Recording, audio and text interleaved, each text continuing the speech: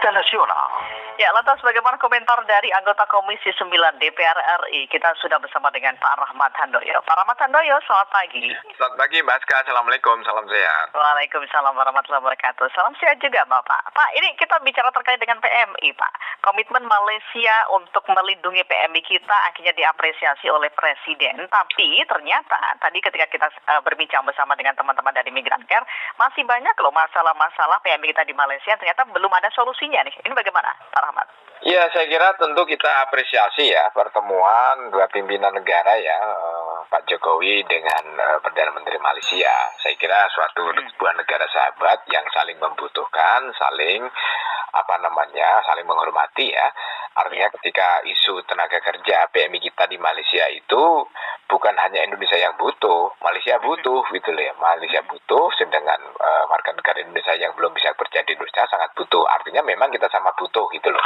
Nah, berdasarkan itu memang harus kita buka mata ya bahwa fakta di tenaga kerja migran kita yang ada di Malaysia itu masih ada ujian dan ada kendala. Namun demikian dengan adanya beberapa waktu tahun yang lalu ya 2022 itu dilakukan satu MOU antara pemerintah Indonesia, Menteri Tenaga Kerja Indonesia dengan Menteri Tenaga Kerja yang ada di Malaysia, saya kira suatu langkah yang positif ya. Nah, saya kira sudah sangat langkah perbaikan ya, adanya satu one channel system, kemudian harus melalui tenaga penyalur resmi, kemudian harga gaji yang maksimal, artinya batas minimal, itu saya kira suatu langkah-langkah yang positif. Sehingga Indonesia tentu berterima kasih ya memberikan satu dampak yang cukup baik. Tapi memang tidak dipungkiri ya, masih ada kendala-kendala di sana ya, masih ada hambatan-hambatan di sana. Memang begitu banyak warga kita di sana, tentu ya paling tidak ada semangat perbaikan, ada semangat saling melindungi ya. Nah, kemudian kita sebagai warga negara dan dalam hal ini Bapak Presiden sangat berkompeten sekali bagaimana agar warga negara yang ada di Indonesia, migran kita yang ada di Malaysia, tentu faktor utama adalah proses perlindungannya itu harus menjadi perhatian utama. Saya kira memang masih ada catatan-catatan dan ada beberapa hal yang perlu disempurnakan, tetapi paling tidak semangat dulu, kemudian implementasi, baru nanti proses pengawasannya seperti apa. Bahkan beberapa waktu lalu ketika MOU itu belum dijalankan secara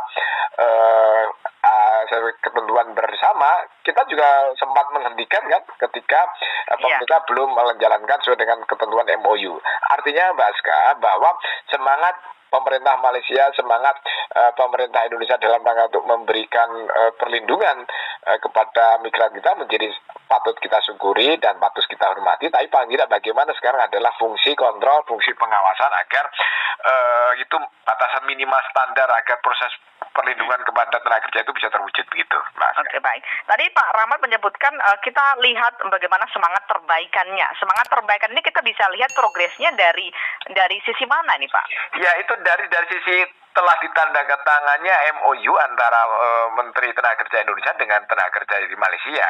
Kalau dulu kan tidak ada batasan atau tidak sesuai dengan harapan kita ya, gaji batasan maksimal atau batasan minimal.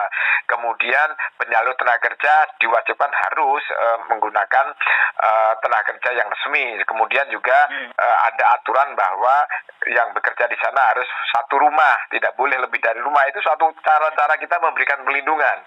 Kemudian gaji yang sesuai dengan ketentuan yang kita harapkan, saya kira itu satu langkah yang sangat positif ya. Itu juga melalui proses dinamika diplomati yang cukup panjang ya. Tapi paling tidak dengan adanya MOU itu saya kira perbaikan proses penyelamatan atau perlindungan terhadap migran kita sudah lebih bagus dibandingkan dengan tahun-tahun sebelumnya begitu, Mas. Baik. Kita bisa melihat ini berhasil atau tidak dari mana, Pak? Karena kalau kita lihat data dari BP2MI mencatat ada 592 total pengaduan penempatan PMI selama periode Januari sampai dengan April 2023.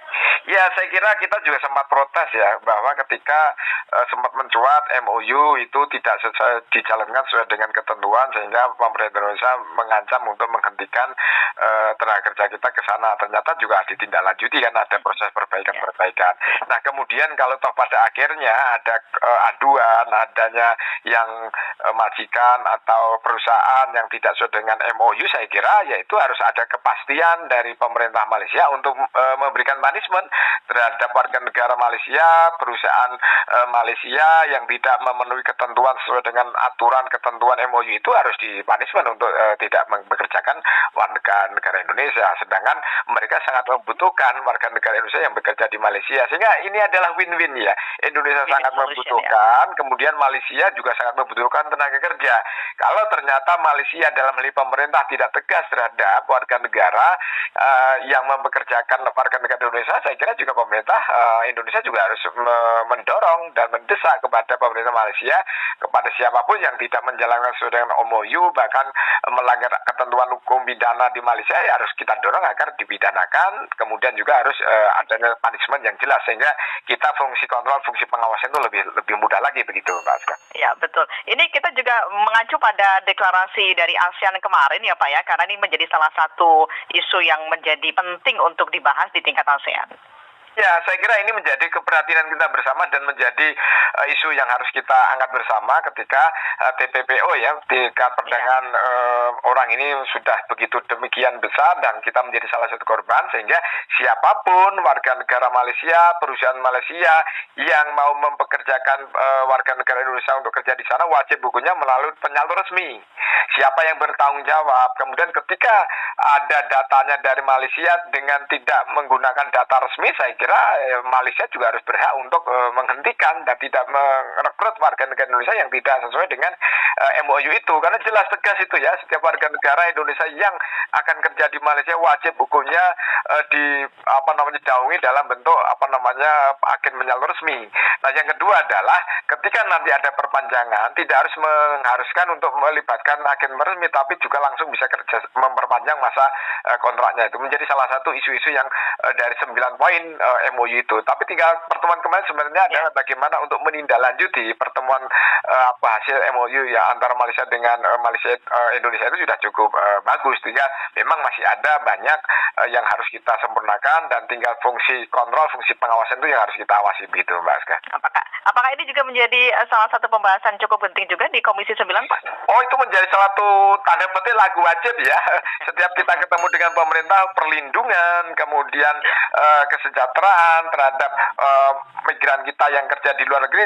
Jangankan di Malaysia, di negara yang jauh di kerja itu selalu menjadi kedepankan agar BP2MI untuk memberikan satu kontrol yang ketat dan memberikan satu kontrol dengan fungsi-fungsi diplomatinya untuk pengawasan perlindungan tenaga kerja itu bisa lebih kedepankan begitu, Mas Aska. Baik, siap. Pak Rahmat Handoyo, terima kasih sudah berbincang dengan Pro 3 pagi. Sama-sama, salam sehat selalu ya, Mas Aska ya. Terus kita kawal buat migran kita. Makasih, salam sehat selalu. Terima kasih Pak, selamat pagi, salam sehat. Rahmat Handoyo, anggota Komisi 9 DPR RI.